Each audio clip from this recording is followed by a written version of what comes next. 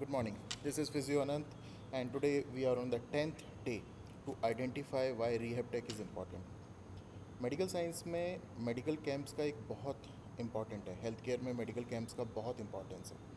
और health camp के माध्यम से ही हम दूर दराज के इलाके जहाँ पे मेडिकल फैसिलिटीज़ प्रॉपर नहीं हैं वहाँ पर कंडीशंस को आइडेंटिफाई कर पाते हैं और बेनिफिशरीज़ को आइडेंटिफाई करने के बाद में उनके लिए जो बेस्ट सूटेबल मेडिकल ट्रीटमेंट है वो दे पाते हैं।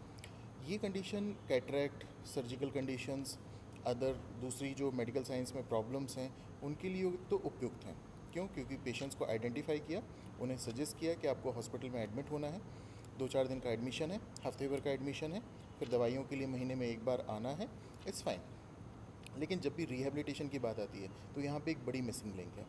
क्यों? क्योंकि अगर किसी को स्पाइनल सर्जरी हुई है और उसे अब रिहेबिलिटेशन एक्सरसाइजेस की ज़रूरत है, या किसी को इस ब्रेन की सर्जरी हुई है, या किसी को किसी भी प्रकार की दूसरी प्रॉब्लम आइडेंटिफाई हुई है, जस्ट इमेजिन एक दूर इलाके में एक डिचेंस मस्कुलर डिस्ट्रॉफी का एक पेशेंट है, या फिर कहीं पर एक ऐसा पेशेंट आइडेंटिफाई हुआ है जिसे कंटिन्यूस फिजियोथेरेपी की आवश्यकता है। पार्किंसन का पेशेंट अगर दूर किसी इलाके में आइडेंटिफाई हुआ है, मेडिकल कैंप में उसे आइडेंटिफाई तो कर लिया, लेकिन केयर देने के नाम पे हमारे पास में कुछ भी नहीं है।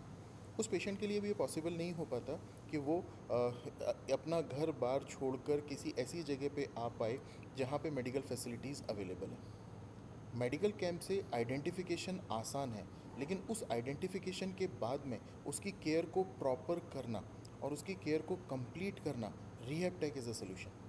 With the help of rehab tech हम ना केवल सिर्फ आइडेंटिफाई कर सकते हैं लोगों को, बल्कि उनको एक कंटिन्यूस केयर का प्रॉमिस भी कर सकते हैं, जिस वजह से वो मेडिकल फैसिलिटीज़ की तरफ नहीं आ पा रहे हैं, हम मेडिकल फैसिलिटीज़ को वहाँ पे ले जा सकते हैं।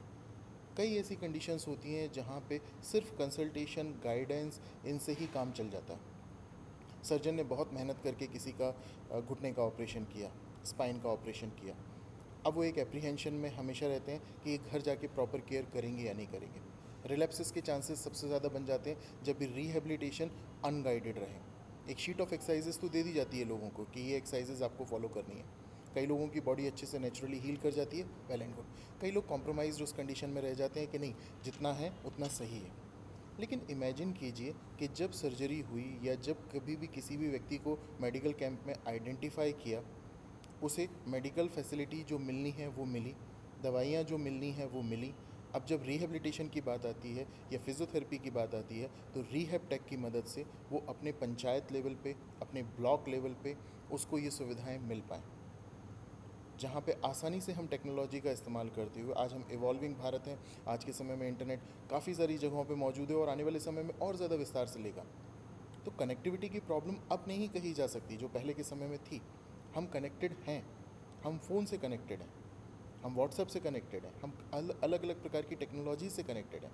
बस ज़रूरत है एक सही प्रोफेशनल को इस टेक्नोलॉजी में लेकर आना, जिससे कि दूर बैठे हुए व्यक्ति का भी रिहेबिलिटेशन प्रॉपर हो पाए, फिज़िकल थेरेपी प्रॉपर हो पाए। ज़रूरत है उस टेक्नोलॉजी को और इवॉल्व करने की, उन मशीनरीज़ को इवॉल्व करने की, जिससे कि दूर बैठे बैठे लोगों को केयर मिल पाए।